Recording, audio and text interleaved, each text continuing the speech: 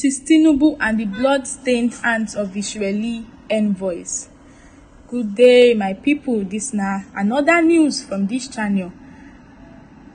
Make you listen to the news in full. A few days ago, a major national daily published on its front cover a photograph of two Israeli envoys, Ambassador Michael Freeman and Deputy Ambassador Mrs. Amber Lippman-Gardin, with a caption, "A courtesy visit of the envoys to the First Lady at the State House, Abuja." The stories of the visit, as released by the Office of the First Lady, have been published earlier in some national news. The Israeli ambassador was quoted to have expressed appreciation for the First Lady's initiative on programs to support women and children. In Gaza, the Israeli regime, for whom the diplomat speaks for, women and children are being bombed to smithereens within their homes. Worship places, markets, hospitals turned to their burial grounds. Certainly, this visit came at a point that Israel is considered an international outlaw, having severally spurned key United Nations resolutions to halt its war of genocide against the Palestinian people in Gaza.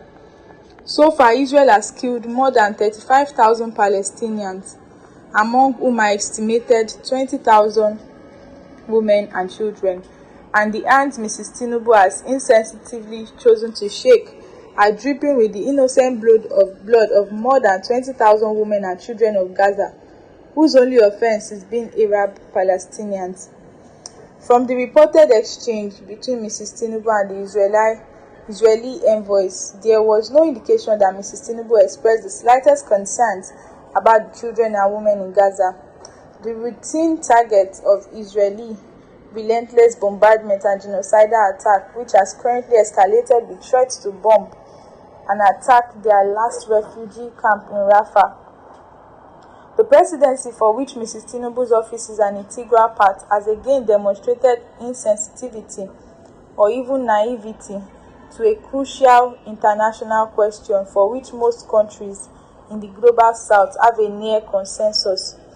It is ironic, to say the least, that while Nigeria and other 142 countries at the United Nations General Assembly last week voted to expand Palestinian rights at the international body in clear chastisement of Israeli obstinacy and contempt for international law, norm and practice for which the Israeli UN representative responded by shredding the UN Charter, Mrs. Tinubu was shaking the blood-stained hands of Israeli diplomats here.